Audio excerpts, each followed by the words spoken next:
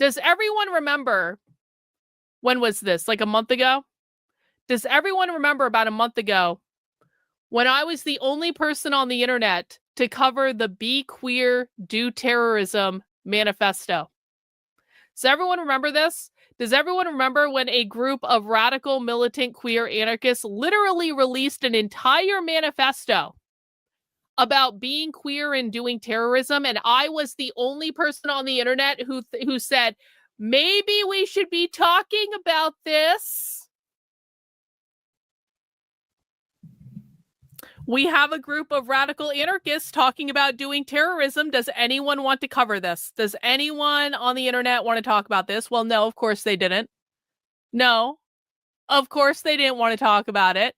They didn't want to tell their audiences that I mean, literally, you can read the whole manifesto on the website. I have it all broken down here. Literally, it says be queer, do terrorism. And the whole thing is literally a justification for terrorism and abolishing the gender binary and militant violent queer activism. And this is one of the craziest manifestos.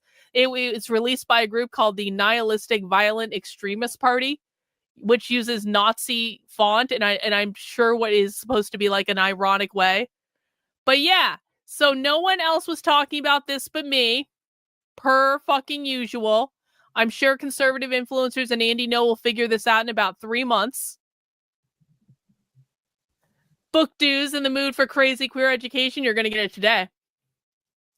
Well, the same people who released the queer manifesto, the nihilistic violent extremists, they're out with something new.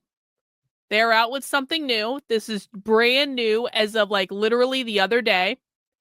And it says how, I know that font is hard to read, but we're going to get a computer to read it for us. It'll be fine. How liberal identity politics saved the gay from fascism. I think that's what it says.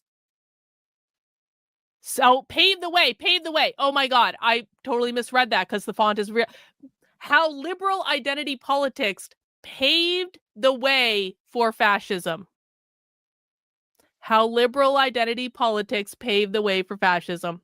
So this is a post on their website, and I thought we would just read this. Does everyone want to read this? This is by the the Be Queer Do Terrorism group.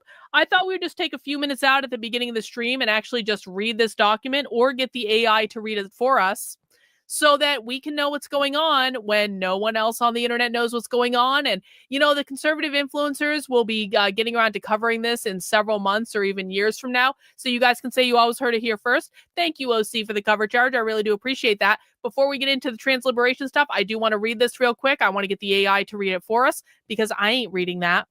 It's in a weird font. Okay. Actually, the rest of it's actually pretty okay. But let me get my little AI reader up and running, and hopefully it works. And let's see what the queer Marxists on the Nihilistic Violent Extremist blog have to say. How liberal identity politics paved the way for fascism. Insurrectionists, nihilists, and queer anarchists are constantly railing against the identity politics endemic to liberalism, which has wormed its way into anarchism by way of the would-be revolutionaries who view anarchy simply as an intensification of liberal goals. Okay, I need to make sure to point something out for people who might be new to queer Marxism, and I want everyone for both this document and for the presentation that we're going to watch, please make sure you are asking questions, okay? If you're new, if this language is confusing to you, especially if you watched a lot of conservative influencer content, we need to kind of bring you up to speed on what radical queer militants actually think and actually believe, because if you've come from the world of like conservative clickbait, you might not understand this stuff, and it's okay, because conservatives don't understand this stuff, and so they misinform their audience about what it is. The first thing I want to point out is this. So, number one, radical queer militants hate liberals. They are not on the same team. No, liberals are not their useful idiots. No, liberals are not doing their bidding. No, liberals are not passing their... No, none of that. Radical queer militants, queer Marxists, hate liberals because liberals uphold the capitalist order. Radical queer Marxists also, and this might be very counterintuitive to some people, do not engage in identity politics. One of the reasons they don't like liberals is because liberals engage in identity politics. Radical queer Marxists do not want identity to exist. They want to abolish all identity categories because they think that all identity categories are socially constructed by capitalism and they're not real categories, and you can't overthrow capitalism without literally abolishing identity. So in the very first sentence of this, they're saying insurrectionists, nihilists, and queer anarchists are constantly railing against the identity politics endemic to liberalism. Queer Marxists, radical queer militants, they do not like identity politics and they do not like liberalism. And you have to understand this about them if you're going to understand the left, because their entire belief system stems from the idea that capitalism created all of these socially constructed identity categories, and that is the cultural apparatus that upholds capitalism, and that liberals, and when they say liberals, they mean Democrats, they mean liberals, and they mean progressives, they mean those more like, they mean people who vote for the Democratic Party. They blame liberalism for upholding these made up identity categories, which has wormed its way into anarchism by way of the would-be revolutionaries who view anarchy simply as an intensification of liberal goals. But most of the time, arguments against IDPOL focus on the nonsensicality and indirectly oppressive nature of identity itself, and with few concrete examples ever offer the material harm IDPOL can do. It's easy to get the impression that we complain about it simply because of the abstract ways in which an identitarian mindset and praxis can lead to reinforcement of oppressive structures. See, so they're saying it. Now they're saying it.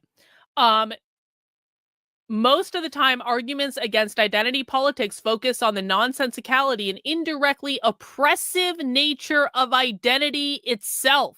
They're saying the idea of these identity categories, those are oppressive in and of themselves. And then it says, it's easy to get the impression that we complain about it simply because of the abstract ways in which identitarian mindset and praxis can lead to the reinforcement of oppressive structures. When they say reinforcement of oppressive structures, obviously they mean the cultural apparatus of capitalism, because to the far left, capitalism is not just an economic model, it's also a cultural model.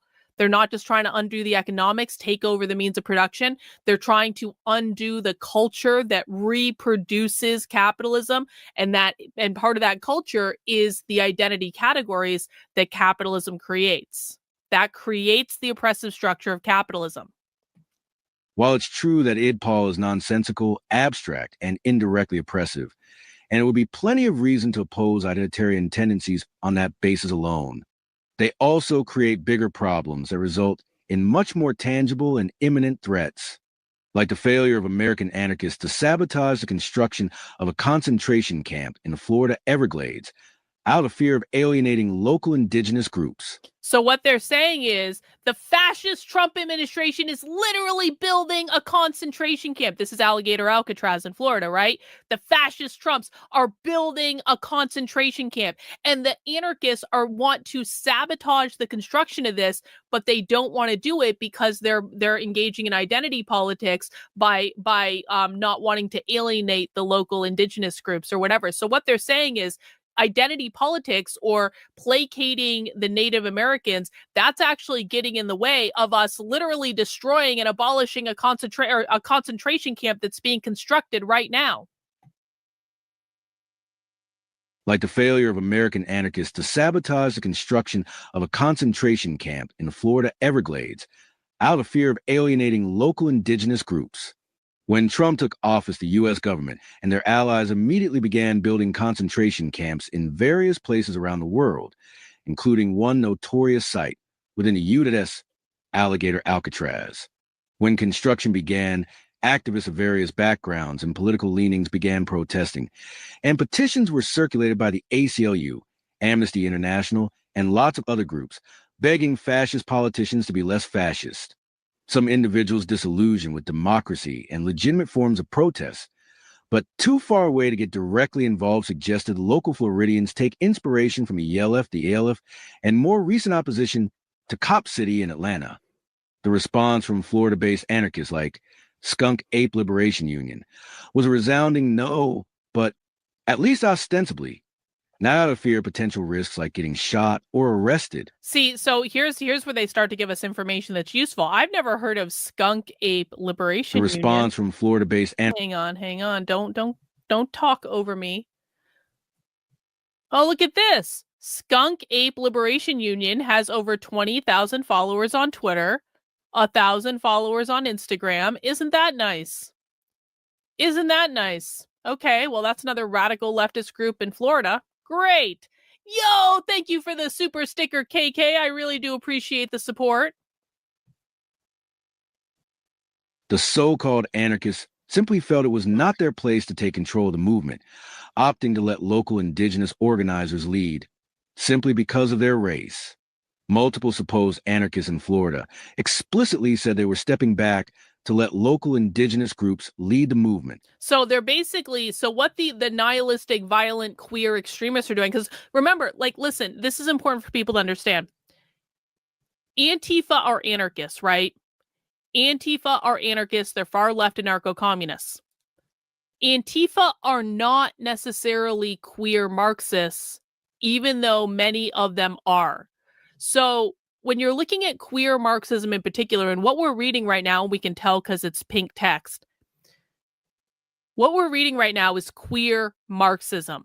This is a radical, militant, violent, evolved ideology on the extreme far left. It is extremely dystopian. They want to abolish all gender. They want to abolish the nuclear family. They want to abolish all the cultural norms that uphold capitalism. They want to abolish identity. Queer Marxism is its own niche on the far left. You can be a revolutionary communist and an anarcho-communist without being a queer Marxist. Okay, so we're always concerned about revolutionary groups because revolutionary groups want to overthrow the government. Of course, that's bad. These people don't believe in elections. They're basically they're extremists in their own right? Not every person who is a revolutionary communist is also a queer Marxist. There is overlap in the groups, but queer Marxism is its own thing. And it's important to understand this because I always kind of preach about you have to understand the nuance between the different groups on the left because not all the different groups on the left behave in the same way. And you're actually seeing here the queer Marxists are calling out the what they're going to call so-called anarchists because the anarchists are like, we need to let the Native Americans lead the way on this protest of Alligator Alcatraz, whereas the queer Marxists are basically calling the anarchists a bunch of pussies because the queer Marxists are like, we don't want fucking identity to exist. Why are we bending the knee to identity politics when we don't want this to exist? You guys are allowing a concentration camp to be constructed in Florida because you're engaging in liberal identity politics. They're basically the the queer Marxists are calling them a bunch of pussies. Does everyone understand this? The far left is militant. They are radical. But some of them are more militant and violent and radical than others. Does everyone understand this? I need, like, and if you don't understand it, it's fine, but you need to tell me because you need to, the far left is not a monolith. You can be a far leftist, you can be a revolutionary communist without being a queer Marxist, and the queer Marxists are the farthest of the far left. You do not get more far left than this, okay? They're the most militant, they're the most violent, they're the most radical. They're calling anarcho-communists a bunch of pussies because the anarcho-communists are like, listen, we really think the indigenous people should be leading this because they're engaging in identity politics. And the queer Marxists are like, what the fuck? Okay. Seems like people more or less understand this. Good. Multiple supposed anarchists in Florida explicitly said they were stepping back to let local indigenous groups lead the movement. Those indigenous activists wanted to use nonviolence. So the anarchists urged everyone to stay docile. This essay comes to mind. Let's see what this essay is real quick. Let me see what this essay is. This essay that they link to, another word for...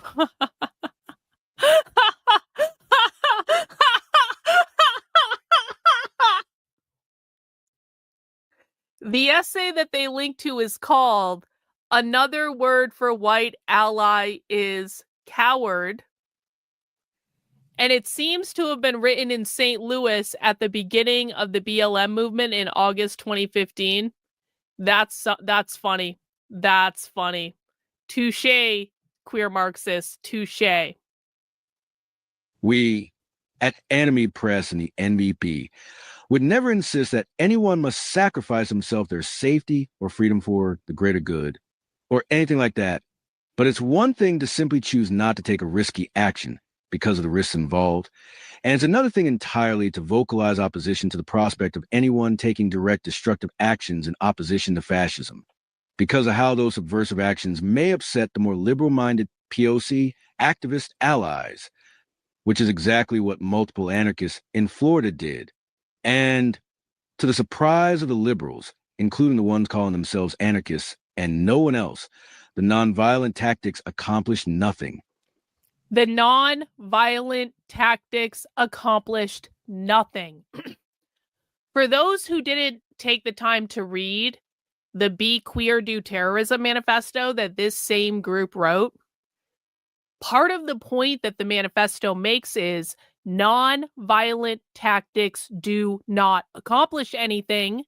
Therefore, we have to engage in violence. We have to literally engage in terrorism in order to accomplish our goals. So they're calling nonviolent protest tactics basically ineffective, and they're shitting on the people, the so-called anarchists that wanted to engage nonviolently, because they're saying, this doesn't even work, you idiots.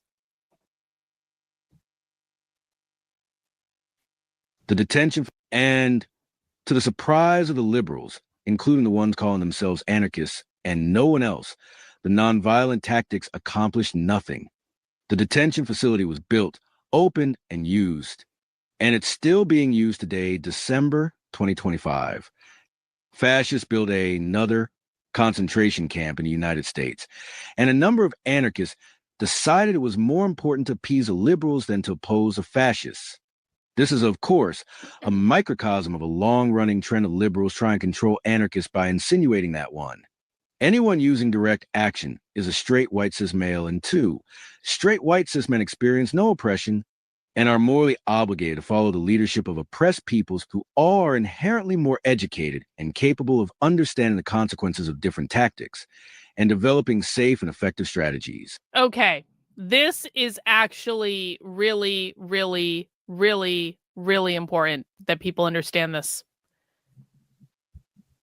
The radical, violent, queer Marxists are making fun of the idea of white privilege and being a good white ally. That is what they're doing. So all of this conservative clickbait content where you see like so-called leftists like shitting on white people and stuff like that, you have got to understand that that does not represent the position of the far left, of the real militants. And this is why it's so important to distinguish between groups. Because the real militants do not believe in doing anything based on skin color. It's always about the oppressive systems of capitalism, et cetera, et cetera, et cetera. What they're saying here, let's read again. This is a microcosm of the long-running thread of liberals trying to control anarchists by insinuating that anyone using direct action is a straight white cis male, and two, straight white cis men experience no oppression and are morally obligated to follow the leadership of the oppressed people. They're making fun of identity politics. They're making fun of the idea of white people being allied. They're saying this is bullshit because, again, the people that we're reading right now, they don't believe that identity should exist. And so they're like, you're letting these stupid socially constructed identity categories that were created by capitalism control how you show up in the world. And you're calling anyone who engages in direct action a straight white cis man, by which they mean heteronormative, by which they mean the norms that uphold capitalism. Does everyone get this? They're laughing. This is a great way to put it. They are laughing at mainstream intersectionality because the whole idea of intersectionality is identity categories. They don't think that identity categories should exist. I know it's hard. I know when you first encounter this stuff, I understand It's different. You just got to listen, though. Ask questions if you have them. And are morally obligated to follow the leadership of oppressed peoples who are inherently more educated and capable of understanding the consequences of different tactics and developing safe and effective strategies. We counter by stepping back to let the ineffectiveness of the liberals. Hey, Laser Nathan over on Rumble says, I do not and I will not understand this. Then you have no reason to be in my stream, bro. If you refuse to listen and learn, if you downright refuse because you're being fucking obstinate, get the fuck off my stream and go back to Fox News. You're not smart enough to be here. The people that are here want to learn this information. We want to learn how our enemy thinks, because people like Laser Nathan are the reason that we lose to the left all the time, because they refuse to fucking listen and learn. So, bro, get the fuck off my stream.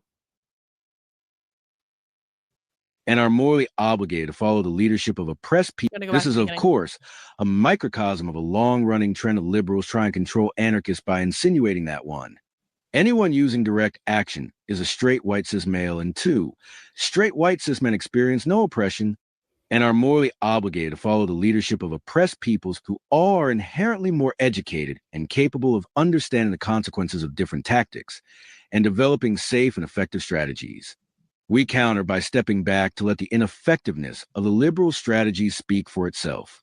IDPOL has been used to defend oppressors countless times before, like when feminists got mad at rioters for breaking cop car windows during protests against police violence in Seattle in 2011, and tried to turn the rest of the protesters against what they called the manarchists in their midst, because violence and destruction are inherently male actions, of course. So any rioter must be a man. And when again, what they're saying here is that it's liberal identity politics that gets in the way of us using violent direct action to defeat the fascists. They're saying it's the liberals that are holding them back from being violent, essentially. Hang on, we got a super chat here. Thank you, Juan. I was one of the conservative clickbait folks you mentioned. Thanks for all you do. I continue to learn from you. Hey, thanks, Juan. I really do appreciate that. You know, listen, there's a reason people get caught up in conservative clickbait. It's interesting, it's quick, it's like a good hit of like dopamine or whatever. I totally get it, but people have got to start understanding that the conservative clickbait content is just not reflective of what the reality is on the left. And if you don't understand your enemy, you're never going to beat them. So any rioter must be a man. And when Black Lives Matter organizers physically got between angry rioters and scared cops to protect the police from the crowds during the 2020 riots in NYC, presenting themselves as representatives of the Black community, acting like they had a right to determine how everyone... I just want to make note here, this is the second time they've done this. They're making fun of the idea of these identity-based communities, like the Black community, and it's got the trademark symbol. They also had up here oppressed people with the trademark symbol. They're making fun of these ideas of like building up these so-called communities around these oppressed categories, basically. Presenting themselves as representatives of the Black community, acting like they had a right to determine how everyone protests. And since some of the Black people present were apprehensive about violent tactics, that somehow translated into a moral imperative that everyone must be nonviolent. But Florida 2025 might be the most clear example of IDPOL directly and explicitly defending our oppressors' efforts to consolidate and exercise power, directly leading to more oppression. So they're saying, listen, this is not an insignificant thing. The liberal identity politics people are literally, explicitly defending the oppressors because they're getting in our way of committing violent direct action. Hey, thanks, Suzanne. So glad to not have commercials. Yeah, I know. I can't do anything about the YouTube commercials. I can't, but I do appreciate the super chat. Somehow translated into a moral... Okay, so let's just go back a second here.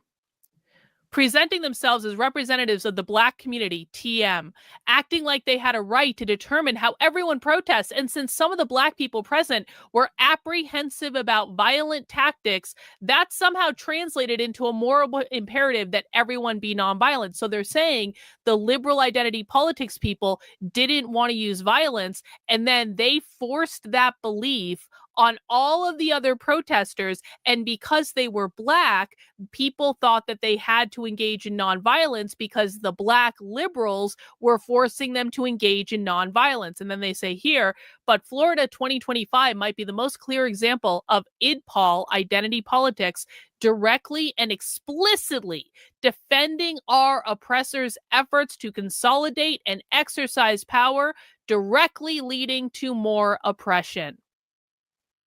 Fascists began building a concentration camp. Direct sabotage was proposed. The use of effective tactics was rejected due to identity politics. Liberal tactics, protests, petitions, social media posts did nothing to prevent the facility being completed and opened. Big surprise there. People are now incarcerated in a concentration camp. People are incarcerated in a concentration camp in Florida built by the fascists because we wanted to engage in violent militant tactics, and we were told no by the liberal identity politics people who just want to do protests and petitions and social media posts. And because of them, the facility was built, and now people are literally in a concentration camp. That's the logic that they're proposing with this piece. Direct action doesn't always mean terrorism. It could mean a number of things, but direct action is usually destructive. It's usually some sort of like they're lighting a fire to something, they're spray painting something, they're taking over a house and squatting in it. Sometimes it can be that they're just going and like breaking windows and things like that. So usually direct action is destructive in some ways. Sometimes it's more destructive than other times. Now, what they're saying here is that, again, they're saying that things like protests, petitions, social media posts, those things are nonviolent, those things are non-destructive. They're calling them liberal tactics, okay?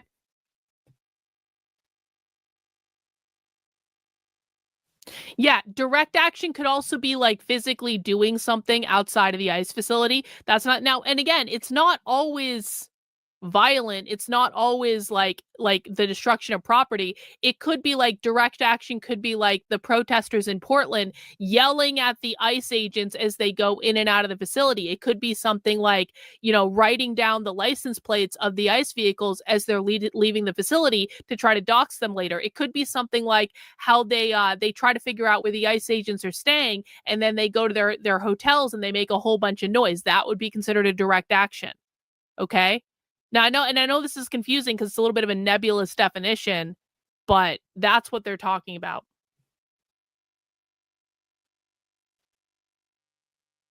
People are now incarcerated. It's true that IDPOL is always cringe, nonsensical, and fucking annoying, giving off, I majored in liberal arts with a minor in humanities at Berkeley vibes. And that is more than enough reason to punch anyone who promotes it. But it goes so much deeper than that. Identitarianism only benefits our enemies and kills any insurrectional, revolutionary, and subversive potential. And that costs real people their freedom and sometimes their lives. IDPOL puts people in material mortal danger when it dissuades activists from dismantling the apparatuses fascists are using to press us. All liberal tendencies need to be fully excised from the anarchist milieu immediately. Anyone continuing to promote IDPOL at this point is not an anarchist or an ally. They're on the fascist side, whether they know it or not. Okay, and they said it all at the very end, right? All liberal tendencies need to be fully excised from the anarchist milieu, the Antifa, the queer militant milieu, immediately. No liberals allowed. Anarchists, Antifa, queer Marxists do not like liberals. If you're a liberal, you are literally supporting fascism. You are no different than the fascists. Anyone continuing to promote identity politics at this point is not an anarchist or an ally. They're on the fascist side, whether they know it or not. So that's the end of the piece. Important update from the nihilistic violent extremists. And again, if you want to read the original Be Queer, Do Terrorism manifesto, you can find it over on my Substack. That is Carlyn, KARLYN.substack.com. Just click the little magnifying glass and do a search for Be Queer, Do Terrorism. It'll come right up, I promise. And if you want to support the work I'm doing, the very best way to do that is by becoming a member of the Substack. That is $8 a month, $80 a year. I'm going to be uploading the analysis that we just did to the Counter-Revolutionary Book Club, which you can find in the book club section. This is where we read militant, violent leftist content and we break it down and we analyze it. Got a little bit of an archive there. Do I need to look at the other post? Okay. Well, Master Shake is telling me I need to look at the other post. So I guess let's go back. Let's go back and see what else they wrote. Giving thanks. This one. This is the one you want me to look at? Okay. Giving thanks. Post number 2. It can be easy, perhaps now more than ever, to fear like everything is going to shit. All of our hopes for the future evaporate before our eyes. So it's important to remember that there are still things to appreciate, to be thankful for. Holy shit. This Thanksgiving, we give thanks to the 2 National Guard shitbags getting shot in Washington, D.C. Wow!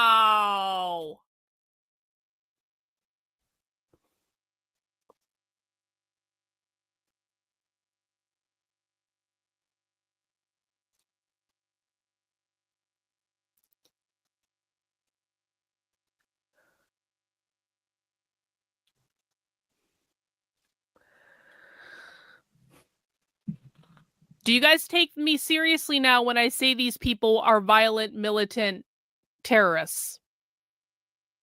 And again, literally, no one on the right is covering this. No one on the right is talking about this. We are the only people following this group and tracking this group.